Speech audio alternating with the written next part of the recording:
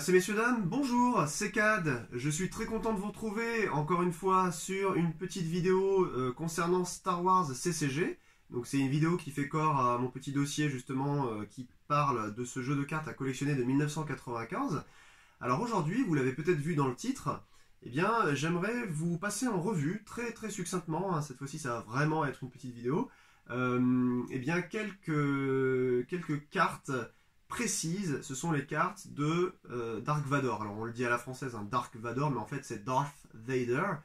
Donc à côté de moi là, je vous ai sorti en fait de ma collecte les différentes cartes concernant ce personnage, donc les différentes occurrences, et je vais pouvoir vous les détailler très succinctement. Vous allez voir en fait que mine de rien, à part pour une carte, ça reste quand même un perso qui généralement rentre un peu dans tous les decks. Enfin en tout cas c'est un perso très emblématique et très joué, et en même temps un des plus compliqués à récupérer, et c'est pour ça que c'est un peu pénible.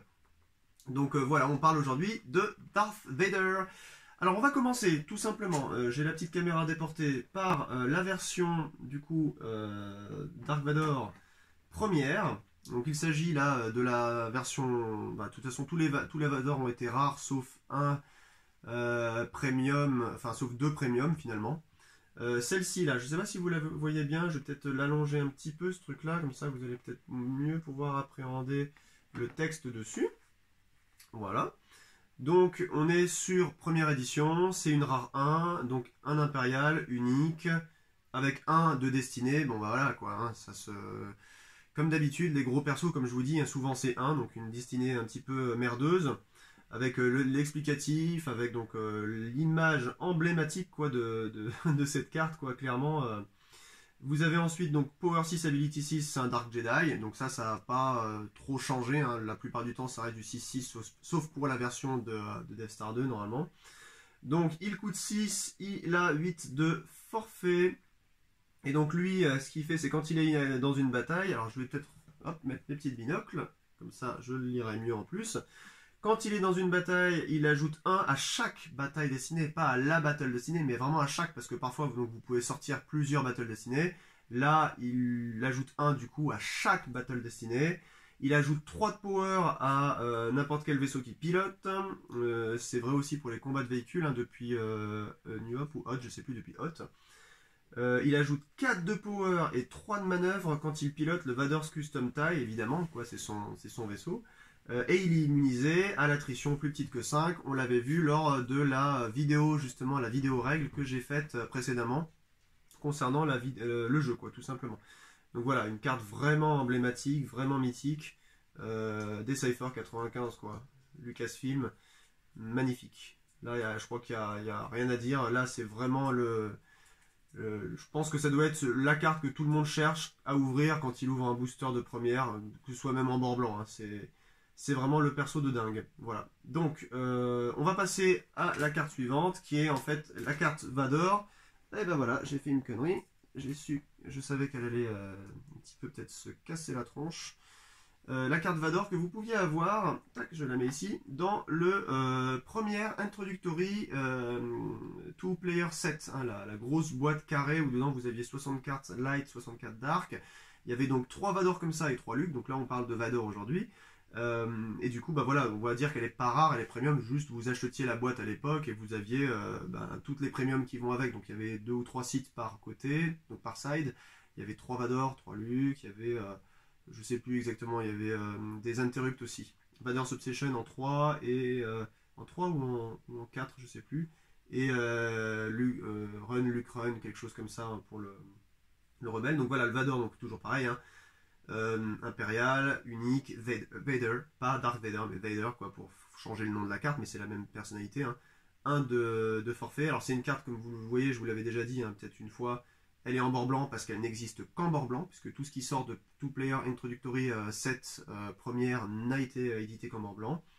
Donc c'est du 95 aussi, je crois, hein, 96 ou 95, voilà. C'est sorti la même année, hein, pêle-mêle, avec le starter et la boîte de booster à dispo.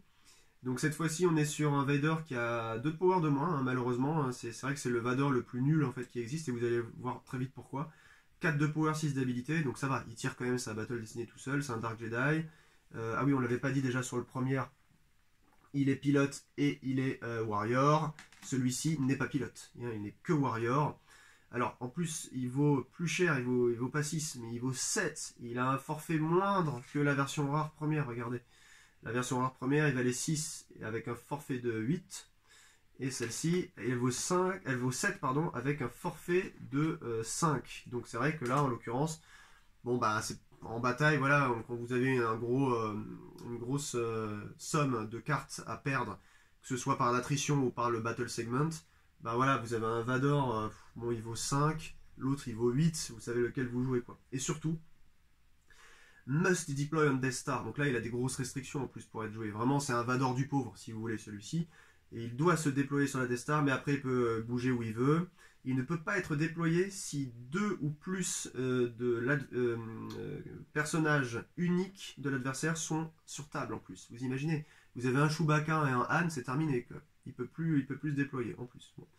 S'il perd une bataille, tu pioches une destinée. Si la destinée est plus grande que 4, si la destinée voilà, est plus grande que 4, choke an Imperial Presence. Ça veut dire qu'en gros, s'il y a des impériaux avec lui, si la destinée que tu pioches quand tu perds une bataille est plus grande que 4, eh ben, il y a le Ozel de service qui va mourir, quoi. Le Nida, le Moti, le loser que vous voudrez. Vous êtes en plus obligé de perdre un perso, quoi. Donc, franchement, voilà. À part en scellé sur du Two Player Introductory 7, bah, vous le jouez jamais, quoi, celui-là. Voilà, c'est juste un Vador un peu pour la collecte. Voilà. Très rapidement, on va passer sur... c'était en 98, donc déjà, vous voyez, il y a eu quand même presque 3 ans d'attente avant d'avoir celui-ci. Tac, voilà, donc ça c'est un EPP, hein, c'est-à-dire un Enhanced première pack. Vous pouviez choisir Luke, Leia, Han, Dark Vador ou Boba Fett. Je vous avais parlé vite fait de ce truc-là à la fin du point numéro 4 sur la collection. Bon, vous achetiez la boîte, il y avait 4 boosters unlimited et vous avez un perso. Donc là en l'occurrence, il est unique, un impérial de 1, on a le signe premium. Alors lui, ce qui est super, donc il revient sur le ratio sympa, 6, il vaut un peu moins que le Vador premier rare, il vaut 7 en forfait, il coûte 6 à poser, 6 de power, 6 d'habilité, donc le fameux 666. Alors lui, il ajoute 3 de power à n'importe quoi qui pilote, parce que vous voyez qu'il est pilote. Il a un permanent weapon qui est le Vador's Lightsaber, donc voilà, il a son propre sabre laser, hein. Là c'est des fameuses cartes incorporées dans la carte. En tout cas un weapon que vous pouvez utiliser en bataille, c'est super. Vous pouvez donc viser une créature ou un personnage gratuitement. Donc, pioche de destinée, donc la créature ou le personnage qui est visé est hit, donc il est touché et son forfait est égal à 0 si les deux destinées sont plus grandes que la défense value. Donc la défense value c'est un terme hein, qui veut dire soit l'habilité, soit je vous avais montré une fois avec des créatures, par exemple la défense value d'une créature comme celle-ci. Je ne sais pas si vous la voyez bien là, mais en gros je vais la montrer là. Bah, la défense value, vu qu'il n'a pas d'habilité, lui c'est avec le jump, voilà, sa faculté de sauter quoi, 4. Bon, voilà. Mais en gros la créature, voilà, elle fera avec sa défense value, donc sa valeur de défense, qui est propre à la créature, ou un caractère, donc une personnalité, le fait à partir de son habilité. Donc hit et forfait 0 quoi, direct, hit, donc vous la couchez comme ça, elle meurt à la fin de la bataille, forfait 0, elle vaut rien, il mourra quoi qu'il arrive si les deux destinées sont plus grandes que la défense de lui. Donc là on voit bien pilote, warrior, on peut lui mettre une arme en plus, grâce à cette petite icône bleue, et en bas permanent weapon, donc vraiment une carte assez géniale. Je vous la montre d'un peu plus près, tac, voilà. Donc ça c'est une très bonne carte, hein. Voilà, si vous avez besoin d'un gros monsieur. On va passer en revue très rapidement l'avant-dernière, parce que oui, il n'y a pas eu tant de Vador que ça finalement. On est donc sur du spécial édition. On est toujours sur un impérial Darth Vader, Dark Lord of the Sith, que j'aime beaucoup, hein, qui est donc un unique, caractère unique, 1 de destinée, comme d'hab. On est sur du 666, ça repasse à 8 pour le forfait. Un Dark Jedi, pilote, warrior, qui est donc, dans son game text, il ajoute 3 de power à n'importe quoi qui pilote. Quand il est dans une bataille, tu peux viser en fait un personnage opposé présent, tu pioches une destinée, donc du reserve deck, et donc la personnalité que tu as visée, elle est en train d'étouffer quoi directement, et donc elle est morte si la destinée est plus grande que l'habilité. Et en plus de ça, il est immunisé à l'attrition, plus petite que 5. Donc là, un très bon perso. Réellement quoi. Une très bonne carte. Voilà. Ça rentre pareil, hein, ça rentre dans plein de decks impériaux, pas de souci. Et ensuite, on va passer sur le dernier. C'est notre ami Lord Vader. Donc là, on est sur Death Star 2, hein, vous avez vu, là on est sur la fin, hein, la fin du dernier film, en tout cas de la trilogie. Donc un impérial unique Lord Vader, Death Star 2, donc un de destiné. Donc au niveau du coup, il coûte 8 cette fois-ci, mais vous allez voir qu'il peut déployer -2 sur l'exécuteur ou la Death Star 2 ou sur Andorre. Il vaut 8 aussi de forfait.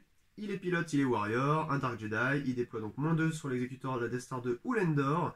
Enfin, un site d'Andorre finalement, hein, ou directement dans un Starship sur le système d'Andorre. Il ajoute 3 de power à n'importe quoi qui pilote. Quand il est armé avec un lightsaber, donc un sabre laser, on ajoute 2 à sa défense value. Attendez, c'était quoi déjà? Oui, et 1 en plus, finalement, on ajoute 2 à sa défense value. Donc lui, il passe finalement à une défense value de 8, parce que habilité 6, c'est sa défense value. Bah là, vous ajoutez 2 s'il a un lightsaber, donc pour le toucher, bonbon, quoi, faut se lever tôt. Et en plus de ça, vous ajoutez 1 à chacune de ses destinées qu'il va piocher quand il utilise son lightsaber. Généralement, le lightsaber, voilà, faut piocher, comme je vous avais montré avec le précédent, l'avant-dernier Vador. Vous piochez 2 destinées, voilà, quoi. C'est comme ça que ça détermine si vous touchez ou pas. Et ben là, vous ajoutez 1 à la destinée, quoi. Et il est immunisé à Uncontrollable Fury et immunisé à l'attrition, plus petite que 5. Voilà, ça aussi c'est un bon perso. Je le trouve un peu moins facile à jouer un peu partout, il est moins passe-partout, mais il est très bon Vador aussi, hein, encore une fois. Et alors qu'est-ce que c'est qu'Uncontrollable Fury, pardon, c'est ça. Une carte Cloud City.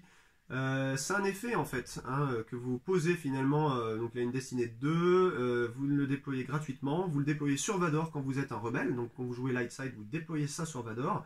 Vador gagne plus de en power, mais il peut jamais, c'était quoi déjà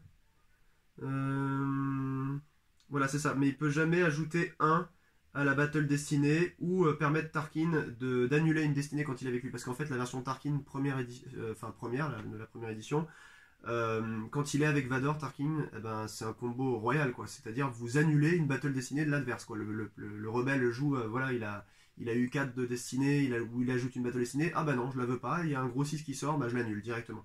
Donc là, en fait, il peut plus faire ça, s'il est avec Tarkin Vador.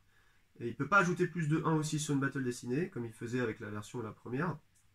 Et sinon, alors ça, c'est ça, pourquoi c'est un effet dévastateur quand il est sur Vador, c'est que, donc, vous jouez, gentil, hein, vous jouez, en tout cas, light side quand vous jouez cette carte-là, l'adversaire va perdre 2 forces, donc de où il veut, hein, de sa main, de son reserve deck, de sa force pile ou de sa use pile, à la fin de chaque tour, où il n'a pas emmené Vador dans une bataille.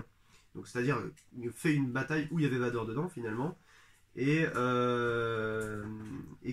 que vous, en fait, c'est-à-dire que celui qui joue cette carte-là, donc le light, a au moins une personne avec une habilité plus grande que 3 sur la table. Et en plus, c'est une carte qui est immunisée à Alter.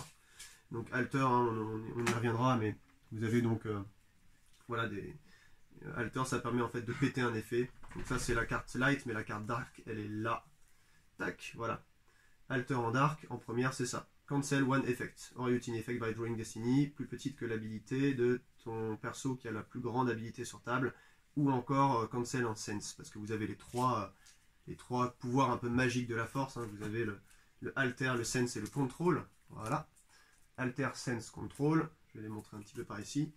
Et puis vous avez les mêmes versions d'ailleurs hein, qu'ils avaient ressorties, qui sont super belles d'ailleurs, en Tatooine. Hop. Alter, Sense, Control, et cette fois-ci on voit évidemment Dark Maul. Voilà, Control c'est contre ça annule, excusez-moi pour le bruit, ça annule une carte Sense ou Alter. Alter ça annule un effet, ou un mutiny effet, ou un political effect. Et bon là il n'y avait pas marqué political encore dans les premières, parce qu'il n'y avait pas encore cette notion de politique, mais ça a été raté du coup là. Sense, qu'est-ce qu'on avait dit? Il y avait contrôle. Ouais, je vous ai mis contrôle en premier en fait. Voilà, contrôle, sense, alter. Donc les 3 pouvoirs de la force. Du coup, Uncontrollable Fury, voilà, ça c'est immunisé contre alter. Donc bon voilà, c'est une carte qui a été très jouée, ça pourrissait un peu le Vador, vous jouez au chat et à la souris avec Vador, vous l'empêchiez en fait, une fois qu'il était loin sur un site, bah, de mener bataille. Si vous avez un perso qui a une habilité plus grande que 3 sur table, ce qui est facilement faisable, hein, clairement, on va pas se le cacher, n'importe quel Luke, enfin, après celui de la première édition, ou voilà, ou Leia, etc., c'était bon quoi. Du coup, voilà, l'ennemi, donc l'opposant, le Darkseid perdait carrément 2 forces par tour, gratos comme ça, quoi. C'est même pas de la force drain ou de la bataille, ça y allait. Donc pour péter un contre la Gold Fury, voilà, c'était pénible. Et notamment ce Vador là, donc le Vador Death Star 2, lui, il était immunisé contre ça. Bon, il y avait beaucoup de saloperies hein, qu'on pouvait faire dans ce jeu contre Vador, notamment. Enfin voilà, il y a d'autres effets qui pouvaient le cibler particulièrement lui et qui pouvaient être assez dévastateurs. On en reparlera lorsqu'on abordera d'autres points de règle ou des cartes particulières, comme par exemple des, euh, des cartes violettes là. J'ai oublié j'oublie le nom, j'oublie tout aujourd'hui. C'est pas Epic Duel, c'est qu'est-ce que je sais même plus ce dont je voulais vous parler. C'était les Epic Events. Voilà, Epic Duel est un Epic Event. Donc voilà, il y a plusieurs choses à savoir par rapport à ça. Donc voilà, les cartes de Vador, bah, c'était ça. Voilà, pour l'histoire un petit peu, pour les game text. Tac. Voilà, je vous les remonte un petit peu. Pour l'histoire, pour le game text, pour la postérité, toutes les versions de Vader. Je vais dégager ça. Voilà, elles sont positionnées ici. Et eh ben, elles sont super chouettes à jouer. Tac. Voilà. Et ben écoutez, c'était une vidéo spécialisée, on va dire, sur la présentation des cartes Vader, très très succincte, très brève. J'en ai même pas rentré dans les gros détails et les gros combos de la mort qui tue avec ce perso.